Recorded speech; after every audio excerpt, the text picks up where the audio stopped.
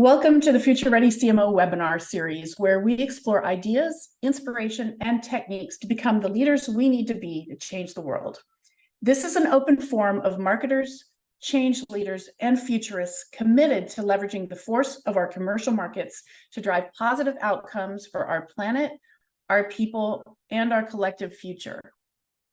Today, we continue our journey exploring leadership concepts that are helping shape our future. I'm personally excited for the opportunity to speak with Thomas Kolster, Mr. Goodvertising himself, and a man on a mission to make business put people and planet first. I've personally been exploring the edges of the sustainable brands and innovation community for many years, and I first met Thomas at the Sustainable Brands Conference about 12 years ago. Since then, his work has inspired me to go deeper and get involved. And he's got new work coming out that's inspiring me more and more because I think it's being driven more by a sense of urgency that we're all feeling right now. So for those of you not familiar with his work, Thomas is a seasoned branding and sustainability professional, counting more than 18 years advising Fortune 500 companies, small startups, governments, communications agencies, and nonprofits. He's the founder of the global Goodvertising movement that has inspired a shift in advertising for the better. And you know, we're all about that here. So he's also the author of 2 books, Goodvertising and The Hero Trap, and a globally recognized speaker inspiring audiences at events like TEDx, South by Southwest, DAD. What is that, Thomas? I don't even know what DAD is. We'll get back to that. Okay. And Sustainable Brands. He's also a columnist for The Guardian, Adweek, The Drum, and more. He's launched several impact platforms like CPH Change and Where Good Grows. At the end of this webinar, we'll talk a bit about his emerging venture, Climate Punk, which sounds like we need that now. So, Thomas, welcome. You've been at the forefront of this. It's great to have you here. And you've been at the forefront of this Brands for Change movements for many, many years. And we're talking about this whole fatigue, and I know you're going to get into that. And what I understand now is that you've come a bit full circle from purpose-driven to post-purpose, which was a new concept for me 3 months ago. So you've identified this notion of a transformative brand and the impact that can have on the world. I know that everyone here is excited to learn about that. And so I'm not going to take a lot more time here. I'm just going to get out of your way and let you do your magic. But for our webinar guests, please feel free to put your questions in the Q&A and we'll spend some time at the end answering them. So Thomas, over to you. Thank you so much. And first of all, thank you for hosting this important conversation. I feel that change you just touched on, talking about brands to actually talking about leadership, I think is so important that we actually also take responsibility in terms of the work and the output. And I think for me, at least, the journey over the last 15 years in this purpose space woke me up to something's got to change. And I think one of the key things that I'm going to say a lot today is probably, the urgency and how we actually drive change, how we inspire people to take action. Because I think for those of you who, sit with a brand today and with the brand challenge, I think one of the key things I always heard was that, wait a moment, we're not seeing enough of demand. People are not buying our sort of ESG efforts. People aren't buying sustainable products enough. If they were, we would of course be supporting them on that journey. So with the last piece of work, that was one of the key things I sort of wanted to explore. And hopefully today we can have a bit of an exciting conversation. So Great. Whatever I put out there, I'll see if I can do a little break halfway through the little presentation. As you said, Mary, put some questions in the chat. Yeah. And where did we actually, I'm trying to remember, was when we met. That's going to be San Diego, right? Wasn't it in San Diego? I think it was like 12, 13 years ago. Yeah. I'm going to be back. I'm going to be back this year as well for great. An undefined session. And DAD, which stands for DNAD, just to clarify that one, is you have Cannes Lions, which is sort of global advertising award show and conference, and DNAD is basically a parallel to that, but owned by the industry, for the industry, run out of the UK. So I've done work with them for many years. I mean, they started their first sort of impact focused award called the White Mm, Pencil, more or less mm, when my first book came out, Good Advertising. So it's just one of those organizations that if you guys are not familiar with DNAD and DNAD Impact, it's actually a really, really good place to look for inspiration right. and some exciting stuff. I'm gonna Yeah. check it out. Cool. All right. Cool. Well, I'm going to go off camera, get out of your way, and you let us know when we want to take a break. Exactly. Anyway, so I'm calling in from Denmark today, Copenhagen, Denmark, and I'll be sharing some of the work and thoughts that I've had over the last couple of years, and also focus in on purpose. For the most part, I feel purpose is a bit like Pokemon. Everybody is searching for it, but nobody really knows why. So hopefully we can, or I can give you some answers, and it also give you different way of looking at purpose. So let's dive into this little presentation here today. So just to give a bit of background, I come from the creative side of the industry, and my sort of light bulb moment, my sort of awakening in the climate space was one very specific event that happened here in Copenhagen, because we were hosting the climate summit, the COP15 at the time. Now we have another one coming up in Dubai very, very soon in November. And that was probably the first time I witnessed brands suddenly talking about something else and just sort of plugging products. But they talked about environmental responsibility, et cetera, et cetera. But there's another thing that sort of woke me up, because I obviously had very high expectations to elected government leaders to do something about the climate crisis. We had Tony Blair, we had Barack Obama, we had all the big presidential hotshots in there. And this was sort of what happened. Not a lot came out of that, and that's why I asked myself the question. I'm sure that, and I know from a conversation I had with Mary earlier, that this question she asked herself as well, with being in this profession, advertising, marketing, what is it we could do? And at the age of 30, I wrote my first book, Good Advertising, that Mary just showcased, which is sort of like a pretty heavy book. So obviously, as you can see on the image there, much younger Thomas. Believe it or not, at that time, it was tough to find any great examples of purpose work out there. And obviously it showcases a lot of different campaigns from all over the world. This was the beginning of Unilever's journey, when that year they launched the Unilever Sustainable Living Plan. There's quite a few campaigns from them in this book.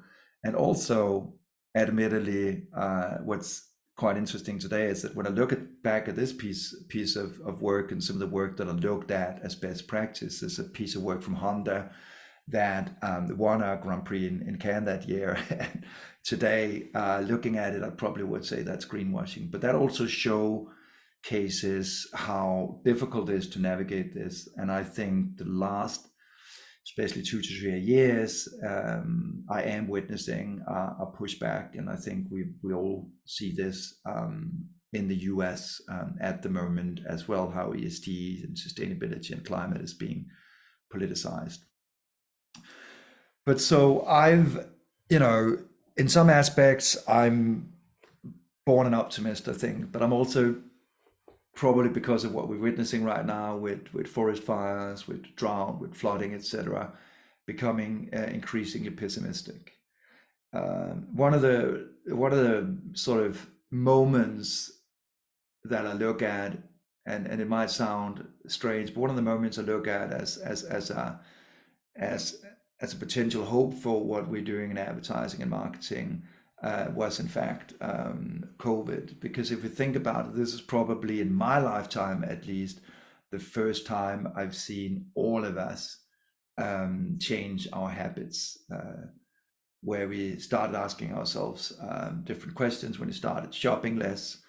And obviously, because we know that with the planetary footprints we have at the moment, we are putting the planet pretty much off balance. I mean, there was just a report out today that Danes have a climate footprint around 13 tons.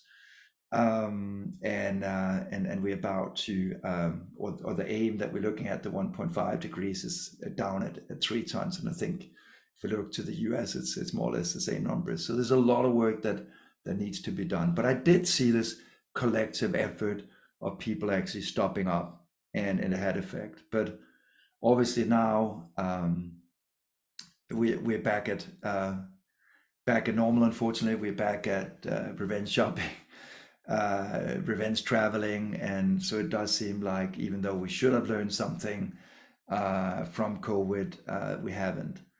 And what seems even more frightening at the moment is that the license to operate as an industry, I think, is being much more challenged than we ever seen before. I think from inside our industry, I do see protest movement around banning fossil fuels in terms of saying no to working with aviation clients, no to working with car clients. And I think this is one of the things we probably should talk a little bit about at the end of this presentation. But we also see a pushback from people who are saying, at the moment, luckily, taking non-violent action in terms of bringing attention to the climate emergency.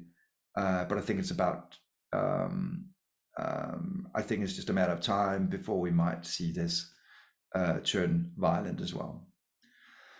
But my second awakening and my second book I wrote is called The Hero Trap. And that came out of this thing that from having very few brands that talked about purpose and having very few brands that talked about issues such as sustainability, pride, etc., it suddenly seemed like you could not go into the supermarket without everybody sort of pitching themselves as some sort of new Mother Teresa or Gandhi, etc. Secondly, I also had to take a hard look at my own lifestyle and actually ask myself, Thomas, are you actually living sustainably enough? And that's why I felt that we are entering a sort of new sort of marketplace where we have to ask ourselves the questions, who can we in fact trust when we see all these communication efforts of brands trying to pretend to be heroes? Who can we trust?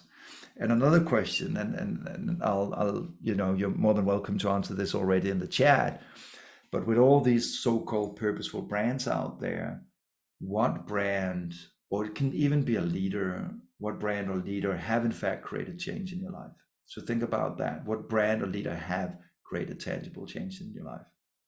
Because my issue at the moment with the branding landscape and that advertising and marketing landscape is, as I said, that it looks like this. Every brand being incredibly busy talking about all the great stuff that they're doing. And I really feel that we need to change that sort of too good to be true ways of creating brands. It's almost like we moved from creating brands where it was about a toothpaste that created the greatest, the most white smile, to now how great that toothpaste is for the planet, and that's not very believable. So what I want to share with you today is a concrete tool or different way that you can work with leadership. Because if we look at how most brands went into this space, and I did the same mistakes in my first book, Good Advertising, when I started building purposeful brands, I put the very brand at the center. And this is an example from Patagonia. And if you listen to what Patagonia is saying, we're in the business to save our home planet. That is some very self-glorifying, self-important stuff from a company that basically does t-shirts. I mean, their current and recent actions, obviously, from Patagonia showcase that they're one of the companies that can probably get away with these types of statements, but I would say that 99% of people probably won't. So words that are too good to be true. So I think we need to change that, because that's what we're seeing on a continuous basis from Target, from others that go out and say, we are the activist, and people create a pushback. The second thing we need to figure out is we need to create change. We are, as I said, my planetary footprint way too high. we have very, very little time to act. So brands obviously need to think about how can they create change internally in terms of cleaning up their supply and supply chains, et cetera, and lower their carbon footprint, but obviously also in the hands of people. So, and the other thing is, how do we actually figure out the business case for purpose? Back in the days, it was easy when when I wrote good advertising. One of the key things I kept saying was, you know, if you do good for people and planet, it will be good for brand and bottom line. But suddenly, when that market is extremely crowded, we don't see the same correlation. We don't see the same business case for purpose. And yet, what we want to figure out is obviously, and these are some numbers from Sustainable Brands, the organization that Mary and I just mentioned before. They have a global gathering coming up in mid October. But these numbers are from them, and they talk about 65% of people say that they want to buy from so-called purposeful companies, but only 26% follow through. So there's this 39% gap, which made me curious. First of all, how can we build the business case? We can build a business case if we can lessen that gap. Secondly, we can also inspire people to create change. And maybe it's not so different that there is this gap, the 39% gap, because if we think about it, take the New Year's resolutions. That's usually the analogy I use. You know, every time we reach New Year's, I think we have very high expectations of the change that we can enable in our own lives. And into January, the running shoes are still lying there in the corridor. So maybe just think about some of the New Year's resolutions that you have had over the time, and whether those were successful. So what I wanted to focus on was, instead of actually pitching the brand as the leader, what happens if we suddenly start pitching people as the leader, as the one that creates the change? So let me give you one example of that, and then I'm going to show you a model who can help you think differently about how you create change. So one of the best ways of obviously lessening your carbon footprint is through what we eat. And Mary and I had a long chat before all of you joined about regenerative agriculture. But one of the brands that I looked to was a brand called Kolster, and it's a Danish company. And basically what they do, they come with this box of farm fresh produce they deliver to my door. But what's even more interesting is that it also comes with a recipe. So that way they teach me how to eat more plant-based, how to eat more vegan. But they're not on the same sort of activist mission that we saw from Patagonia, that talks about we're in the business to save our home planet. They take a different approach. When I interviewed the founder for my book, he talked about what he called Earth Connection, something that all of us need to find ourselves, this connection with cooking, this connection with the produce. And from a marketing point of view, it's also quite interesting, because when that brand helped me on my journey towards change and I'm successful, nobody has to pay me as a micro-influencer or whatever, because when I've succeeded creating a beautiful vegan pie, I'm obviously gonna share it with all of you on my Instagram account, although most likely the reality of that change looked slightly different. So in my early years of building brands with purpose, obviously I think all of us was inspired by a book like Simon Sinek's Start With Whys. But in a marketplace where everybody talks about their why and their purpose, how can we actually create something that's authentic? So that's why I started thinking about the why that we need to find is in fact the why that all of us have, in terms of the journeys that we are on, the brands that actually help us achieve things, like Årstiderne helped me create plant-based food and taught me how to cook more plant-based. And I have a model for that called the arrow, because I really wanted to understand how we drive change and how we create this, how we bridge this gap of 39%. And the arrow was inspired by coaching and psychotherapy, because those two disciplines are goal-oriented. So the arrow fundamentally asks 4 different questions, and you can use this in terms of leadership as well. We worked with leaders using this model as well. We work with organizations and others using this model. But the first question is obviously, what is it that you do that shouldn't give you too much of a headache? If you're the Nikes of this world, that might be the running shoes, the athletic gear, or whatever. The second one is, how are you unique in delivering your product or service? Maybe those Nike gear is made by athletes, or whatever might be your claim to fame. But the third question is really the interesting one, because earlier what would happen is the brand would ask itself, why do I exist? And already start creating sort of this allure of self-importance, and you'd come out with statements like the one from Patagonia: "In the business to save our home planet." That's my driver. And I even see this so-called hero trap with a lot of startups that go out there and say, you know what, I was on a beach and then I discovered this ocean plastics, and now we want to rid all the oceans of ocean plastics. So very much an inside out way of looking at the world and creating leadership. When you're suddenly asking yourself the question, as a brand or as a leader, who can you help people become? You suddenly help people on their journey, on their change journey. You're suddenly pushing me towards, for example, embracing plant-based food.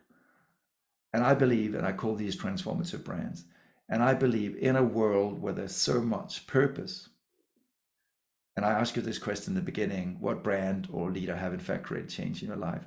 Now you suddenly have a model that is focused on driving change in my life. And when we talk about authenticity, every brand can claim to be good or to be purposeful or whatever. But when I can feel the change in my life, like with Årstiderne, it's genuine. It's a journey that we're on together. The last question that I ask in this era model is when. So when can you enable this change? And this is about being that little push in the back, that little nudge, helping us strive further. I mean, for IKEA, for example, they very much talk about every day. So this is an everyday challenge to help people live more sustainably. Let me give you another example. This is a health insurance company called Discovery. They're in 7 markets, also operate in the US, but originally out of South Africa. What they talk about as what I call a transformative promise rather than a purpose is to incentivize people to live healthier. So this is something that resonates inside and outside the organization, because it's anchored in people's lives. It's anchored in the who, and it's strive for us, most of us, obviously, to live healthier. What's so interesting about that is that it's propelled them to be one of the most innovative health insurance companies in the world. And they've been very successful in that. They, amongst other things, have a program called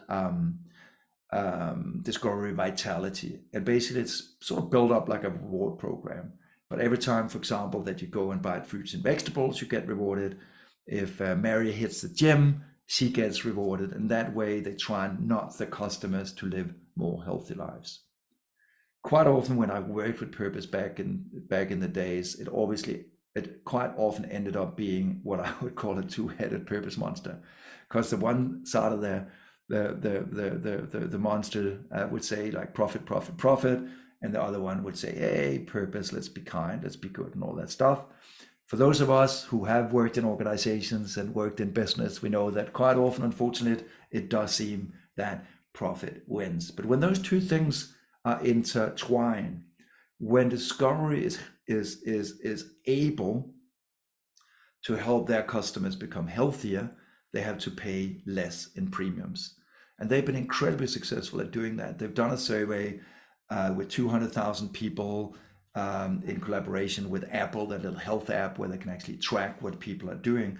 And the interesting thing is that the people who took part in the Vitality program exercised 4 days more per month. So quite an achievement. So in having this sort of transformative mindset, first of all, you're avoiding pitching yourself as the hero and the activist. Secondly, you're actually pushing people in the back, and your product or service are certainly playing what I would call a transformative role in people's lives. So where I see the marketing landscape heading right now, and especially in the US, where everything is so politicized, where it's very, very dangerous to put on the hero's cape and say we're the activist, because we will be seeing a pushback, is that in the early days of my journey, and with the first book, I very much talked with brands around what I would call sort of the societal promise. So a more environmentally friendly car, and that would drive brand differentiation. But today, I mean, the word sustainable is added in front of everything: sustainable concrete, sustainable office buildings. So no wonder that we are seeing, especially in the European Union, tightening regulation and pushback from a lot of that. So in a very crowded purpose market, I think, and entering into what I would call a post-purpose market, it's much more about the difference that you can play in people's lives, that transformative difference that I can feel where the brand has actually helped me on my journey. And when I started looking at that even more closely and starting to study commercials and trying to understand this idea about if we can inspire people to act, which is very urgent and needed in this space, and secondly, if there is a way we can understand the business case better. So together with GfK, we did this study where we compared 20 classic purposeful commercials that looked at the brand as the agent of change. In this case, a commercial from 2 years ago from Super Bowl, no, 1 year ago from Super Bowl, from Chipotle, where they talked about can a burrito save the world. Most of the narrative in that commercial was around sustainable farming. And then we compared that to 20 transformative commercials. In this case, a commercial from Dove. They have a long history from my first book, Good Advertising, to today, where they talk about a reverse selfie. Actually, this idea that how crazy our beauty ideals have become because of all these filters that are being added on Instagram and social media, and what happens when you sort of remove those. It's kind of funny to see that a decade later, because one of the most famous campaigns from Dove about a decade ago was this real beauty campaign that looked at good old outdoor advertising and how much Photoshop we obviously used at that time when we featured models, especially in the beauty and fashion categories. But what's really interesting here is that when we compare the two different ways, two different commercials, Dove being the transformative, with Chipotle being the purposeful one, people feel better about buying the product. We're much better at enabling some of the triggers. People want to search more about the brand.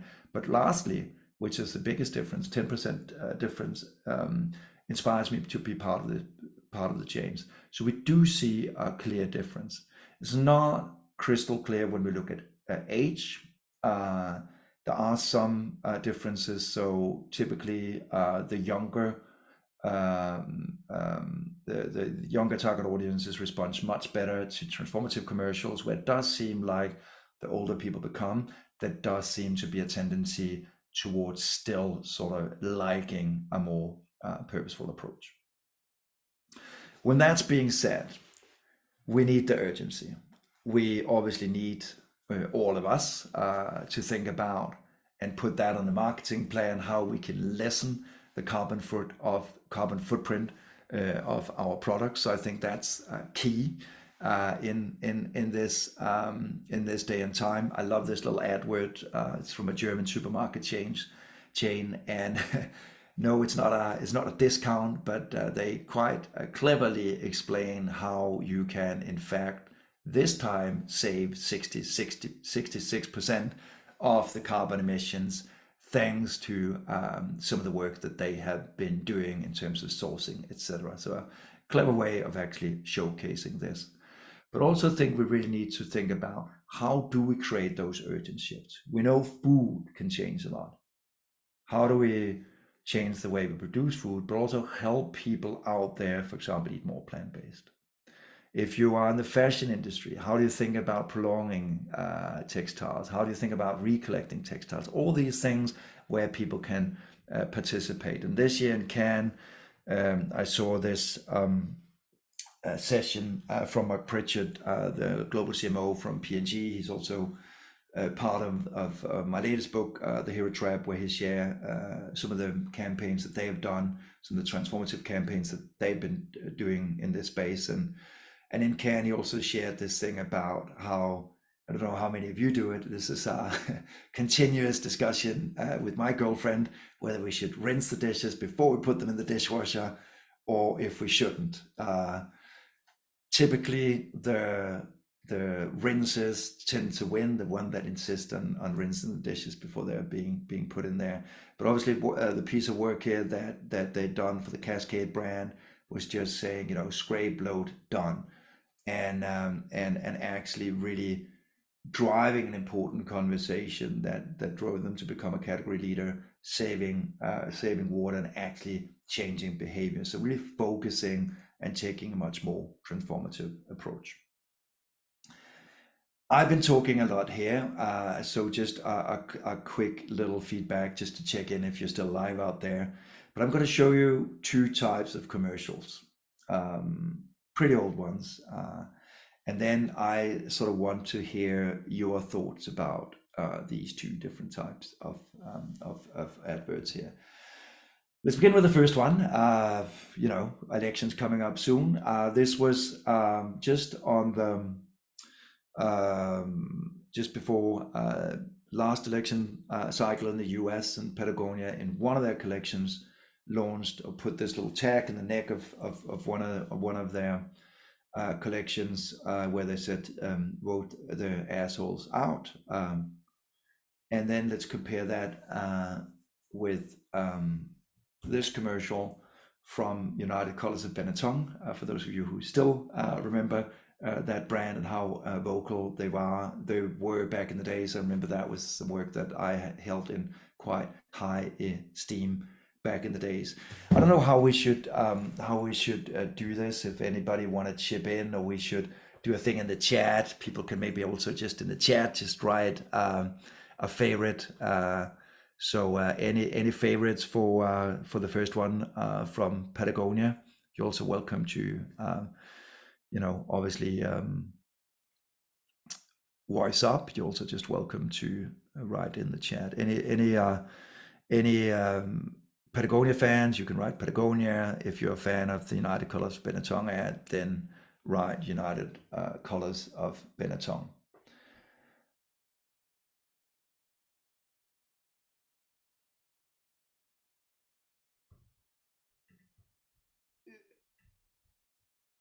Good. Let's see if people can in fact chat here, and if I'm not, not sure that's we can, also yeah. okay. No problem about that. So let's just go back and I can share a little bit about those two different approaches. So, and there's no right and wrong necessarily in this. As I said, for me, it's been a journey in terms of how I viewed this.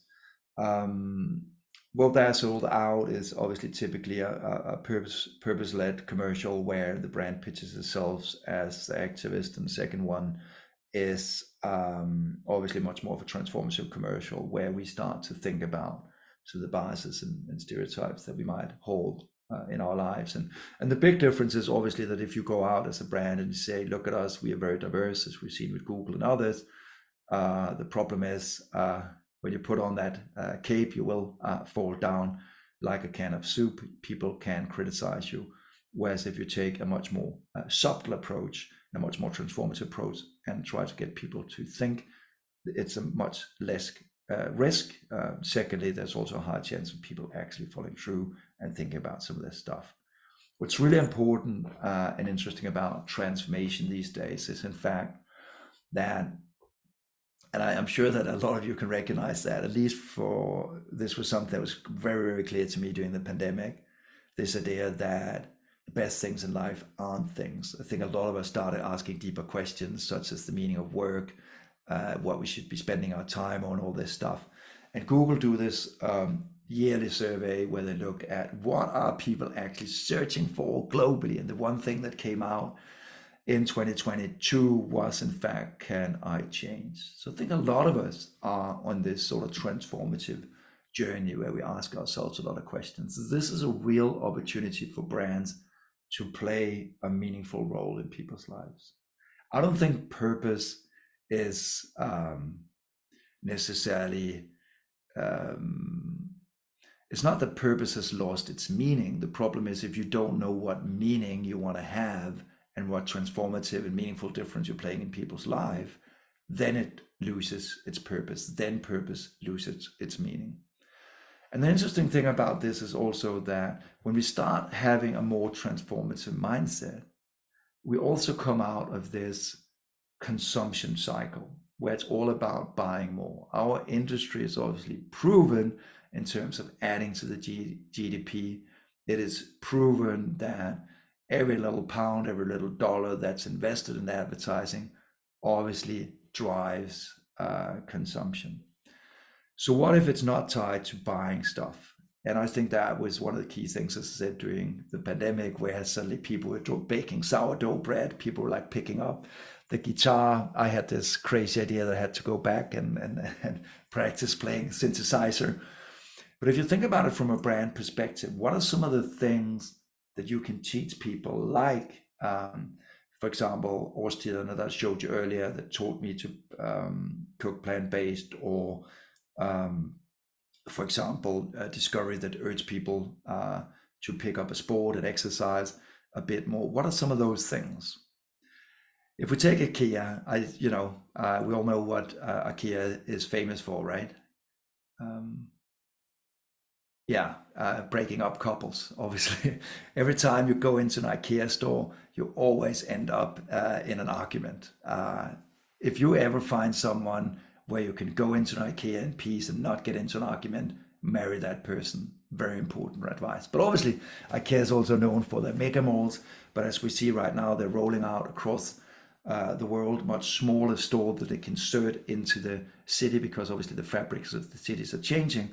But also what's really interesting about these so-called planning studios is that you can go in there and then behind a screen sits a couple of designers who can help you sort of design your dream home, and hopefully a more sustainable dream home. So that they give you a service in a much more different way. And I think this is really, really pivotal in a time where we see retail failing. And I know why it's failing, in the sense that why should I go down in a store, have maybe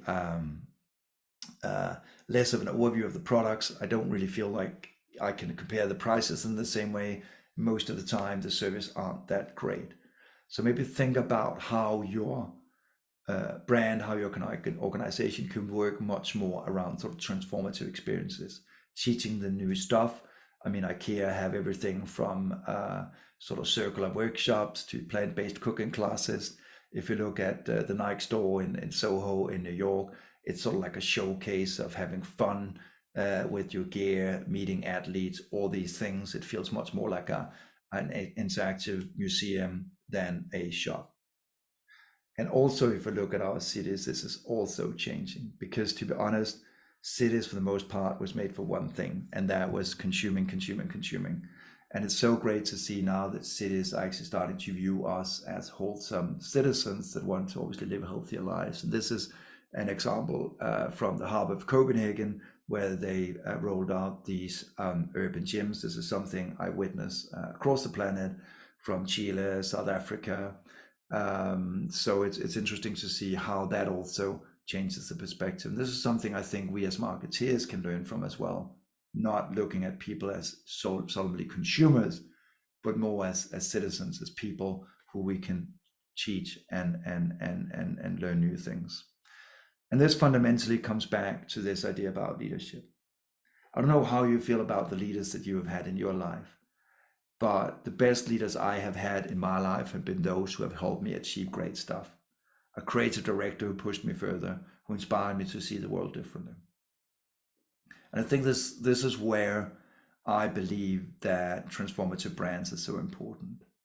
Because when they start the question, who can you help people become, they naturally take on much more of a coach role and help us become the heroes of our own lives.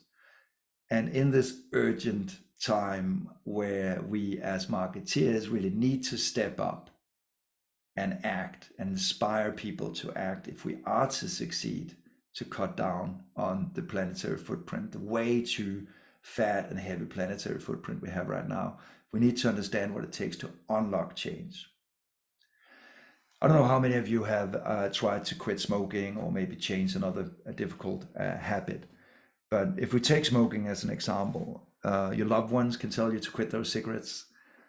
Your doctor can warn you and tell you from a scientific point of view why you should change those, why you should quit those cigarettes. Your children, even on the packaging, they can try and warn you and put on an image of these cancer-ridden lungs. It doesn't work. The only thing you do is actually, as a smoker, is avoiding the campaign.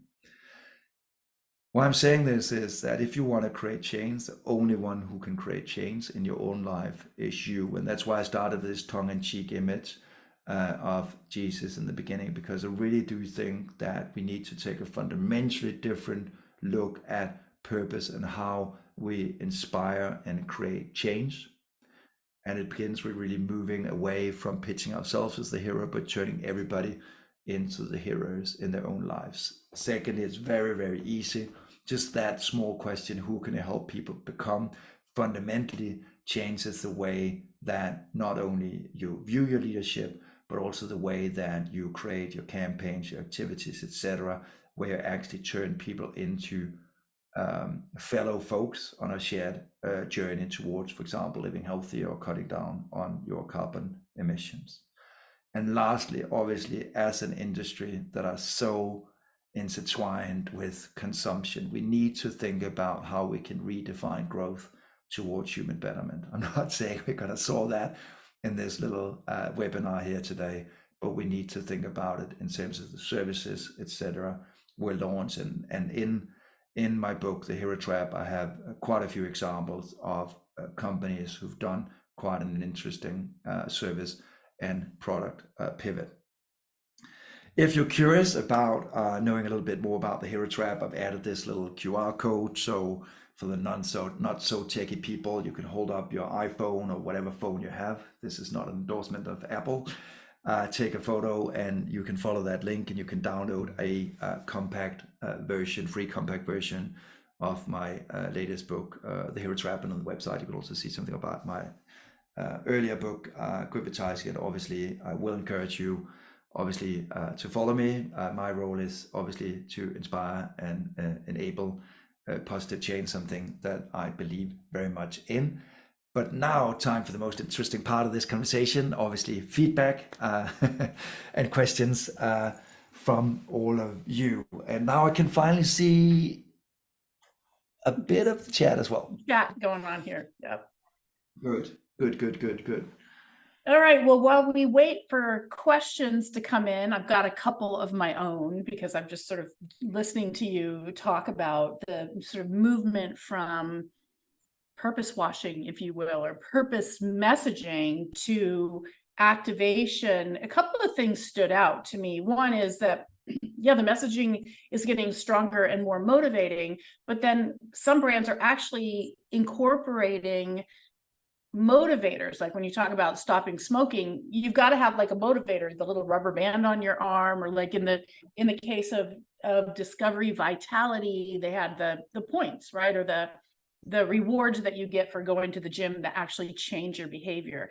Is there a magic formula that you have discovered of messaging, and then the carrot or the behavior changing gamification or device, if you will? I think there's a lot of different levers that we look at in the book.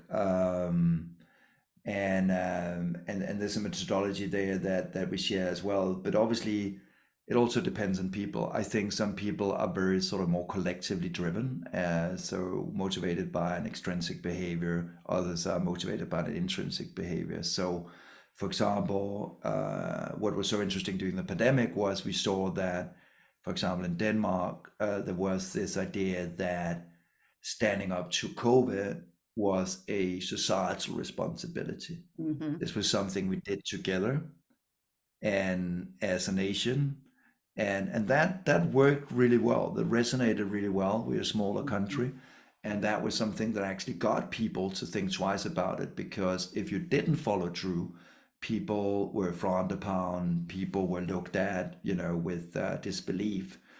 Um, and so, but it sort of really depends on the person, the situation, what type of behavior change that we want to enact. But I really do think that this is sort of the next frontier of what we will see in the sustainability space, in the fact that hopefully, depending on who's listening in today, Yeah. but as we see, for example, with IKEA, the first many years were on a journey and still are in terms of cleaning up the supply chains, getting FSC labeled wood, etc., etc. But obviously now they're also looking at the big, massive responsibility they have is obviously getting their customers to live more sustainably, to inspire them to put on solar panels on the roof, inspire them to put on and adopt LED light bulbs.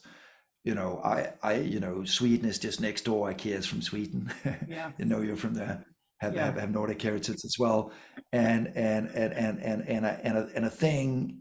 When I was a kid, you'd go to IKEA, and you'd get your meatballs with mashed potatoes. That was sort of the highlight of your little trip to IKEA, at least as a kid.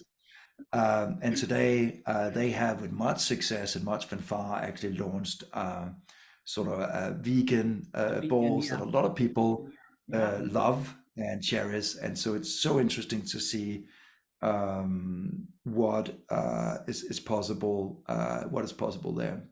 But in the book, I do share quite a few tricks also in terms of when you figured out your who and you follow the arrow, and how you can then take that and actually activate that across the marketing mix. Yeah, great. Niels is asking a question. Usually we talk about large corporates in this context.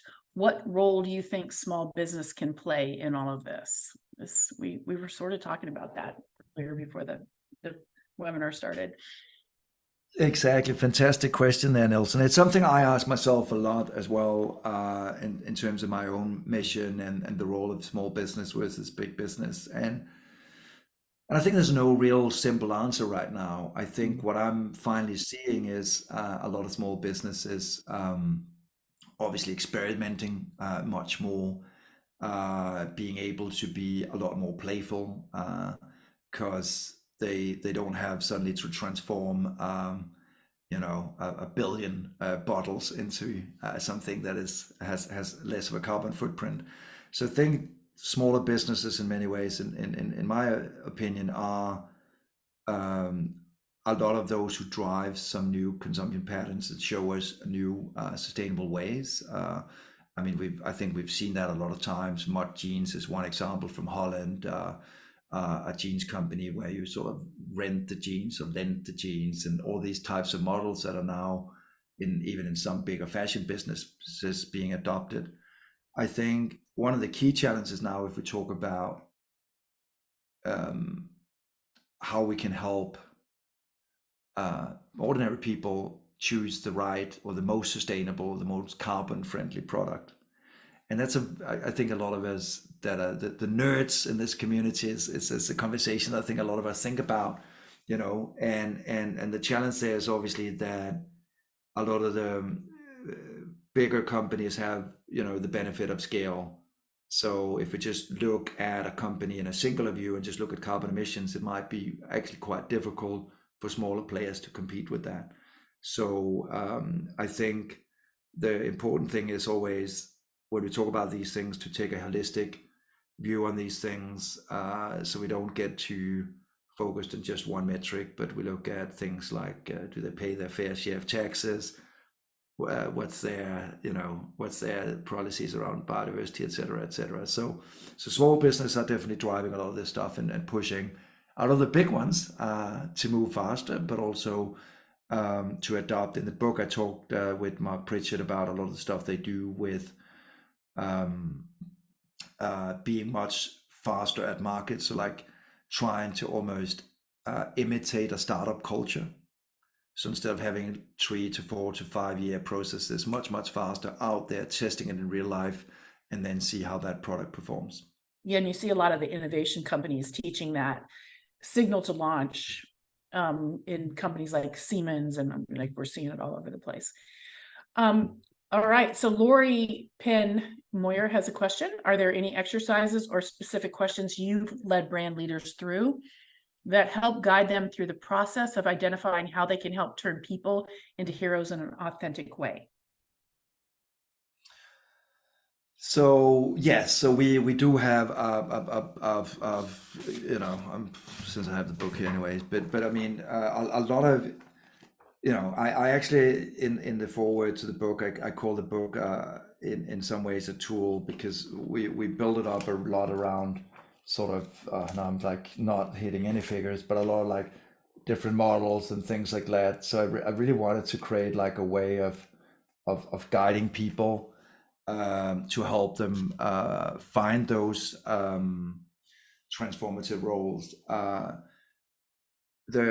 The real interesting thing is, and where we have the most success, is obviously more of a co-creation process.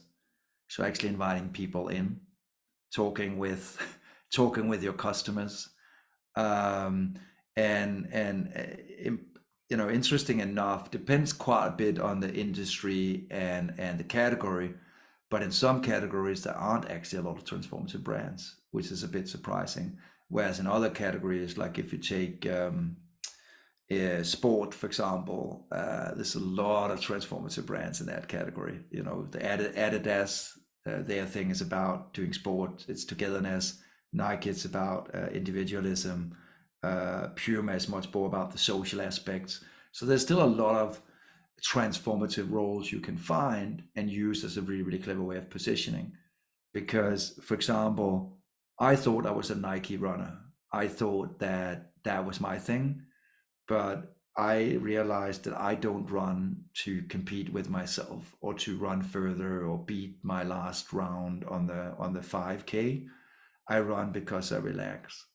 So in terms of finding a brand that can play a transformative role in my life, I'm actually much more of a Puma type of guy, or because I love that sort of meditative way of looking at it. And I think this is a really good way of being able to launch services and other things on top of your product offering. And there's an amazing case in the book from a brand called Respect Your Universe. And they really found a really, really interesting transformative role to play as a sports retailer, because they said most sports brands cater to the athletes. You go in there and you're already like, if you want to go in there buy a tennis racket, you already feel a little bit intimidated by the super fit guy or woman. And for Respect Your Universe, the transformative promise that they have is, in fact, no matter what your goals are in life or sport, they're here to help you. And it's just so amazing. I sat with the CEO and he read some of the letters he got from customers. And it could be just a really, really simple thing with someone who actually just wanted to, get off that couch, get on that walk around the lake, and just being happy about that. It didn't have to be about a big athletic accomplishment. So I think there's a lot of stuff, and it really goes back to, and this is something I only realized at the very end of the writing process, was if you think about some of the most valuable brands in the world, they are transformative. So Nike, Yeah. Apple, all have a transformative promise around, for example, think different or just do it. But I didn't know that when I set out on the journey, but it's almost like a circular thing. We went to talk a lot about the societal difference. I think if we want to save the world, we need to begin figuring out what that means to me as an individual and how I can play my part. So it's really, what you're describing is really impacting the experience of life we want to have, individuals want to have. And Ashley is making a good point here, that it's important for a small business to focus on and drive one specific thing instead of trying to be everything to everybody. So you look at the Dove example, and that was really about being authentic and being real. You look at the vodka company we were talking about today, which is really regenerative farming and making the most out of what you're using and reusing. So finding what, to go back to Laurie's question, finding what inspires and motivates the audience that you want to engage with and providing ways to support them. Great. Yeah, but I think in the beginning for me, and especially with the first book and how I used to work with brands back then was quite often a very sort of black and white Mhm. radical exercise to say, what's the brand's big fight in this world? We've got to Yeah. find something, plastic waste in the oceans, et cetera, et cetera, et cetera. And what I came to realize, and I think especially the whole toxicity we're seeing right now in the marketing landscape, and we see obviously companies being on the front page each and every day for some of those efforts. Is take Google as an example. Uh, just in the back of when Trump got elected, obviously there was that video that was leaked online, where some of the leadership sat there and was immensely disappointed about the outcome of the election.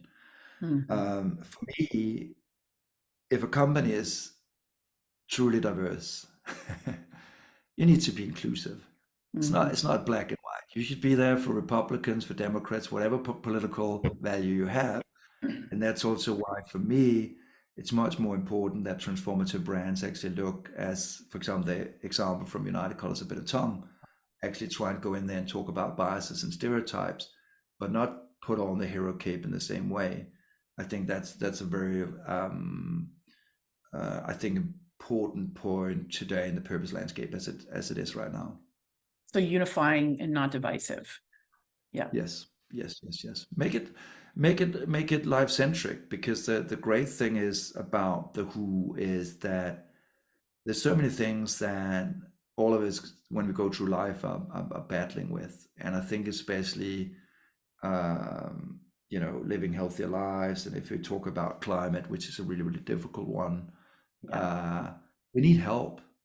Yeah. And I think people are fed up with brands talking about how great they are. I think, especially if we look at the statistics from young people, I mean, young people want to live more sustainably. They want content that can help them on that journey. It's an open door. I mean, sometimes when I hear marketeers that are like, oh, we're not getting any engagement from the campaigns that we're running. Right. And I'm like, you're talking at people, you're not talking Right. with people, you're not motivating them, you're not Right. driving anything, you're not helping me. And so I think that's a shift in mindset. Hmm. And I'm so happy that the question from Ashley in terms of startups, because for me, we have a different side of the company where we work with startups, and it's just so interesting to see what happens when you take that live customer centric focus, rather than actually going out and talking too much about the oceans, but rather more about what I can actually do Yeah. in terms of thinking about preserving oceans, saving ocean life, etc. Yeah. And there's a whole line of thinking around brands as community, which is something we can talk about on another webinar. But that's really what you're talking about, is mobilization and interactivity, not brands as a mouthpiece telling you how you should be. And it feels like there was a tipping point during the pandemic when people started to wake up to this even more. And hopefully I want to get to your climate punk thing really quickly before we have to close out. But Yeah. but hopefully we're going to start to see some acceleration here. I'm trying to be as positive as I can. But talk to us about climate punk very quickly, and what's that about, and why did you start that? Sounds I've radical. Yeah. Anything with the word punk in I it. felt, yeah, exactly. I felt a bit disillusioned. I mean, having been in this movement for 15 odd years, and not seeing the progress, Mhm. and not seeing that progress happening fast enough. I think, the last report we had came out from the IPCC, from all scientists that all agreeing that we should have acted yesterday, and even acting today. The it's a fine line. We're already like breaching some of those planetary boundaries. So somehow I felt a little bit, for the first time in my life, I felt a bit angry, and I felt disillusioned, and felt that I had to do something. And as I said, introductory wise, my early years obviously was in the advertising and marketing industry. This is the industry I know. This is the industry I love, and still believe in that we have an immense role in terms of shifting behaviors and creating those shifts, getting people to understand how they can eat, live, dress, get on a bicycle, all that stuff. Still believe that. But for me, Climate Punk was a way, which goes back to the leadership dimension, and saying all of us, I had this awakening. So basically with Climate Punk is an interview series where I jump on a call like this with different people from different industries who chose to do something about climate. So chefs, activists, and many others. And it's just so interesting to see that we all have a role to play in this. Yeah. And some of those conversations around food, I had one of the more sort of interesting figures was Margaret Klein, who comes from the Climate Emergency Fund. And this might be sounding very radical, but basically the Climate Emergency Fund are the ones who backs Climate Extinction Rebellion, a lot of these activist movements we're seeing. And for a very small amount, $10,000, they create global headlines. But having a chat with her about activism, nonviolent activism, having a chat with her about the anxiety a lot of young people feel. And I think for those on this webinar here today that have children and teenagers, you know, I think we see this anxiety more and more. So for me, it was an outlet for me to say, maybe I need to be a bit more angry. Maybe I really need to say, this is a time to act. We talked for a long time. This is about unlocking change. And so for me, that's my, that's my little pet project at the moment, my little petri dish in terms of figuring out how we move forward faster. Yeah. Well, I look forward to seeing how that evolves and following that work. So Thomas, thank you so much for taking the time today. And for our guests, thank you so much for joining us. You can connect with Thomas at thomaskolster.com. You can also learn more about his point of view. We talked to him on our podcast. So go to wherever you get your podcasts and look for the Future Ready CMO podcast. And the episode with Thomas is there. If you're interested in learning more about the Future Ready CMO community, you can visit our website at futurereadycmo.com. Thank you so much for joining us today, and please keep in touch and keep the movement rolling. Bye.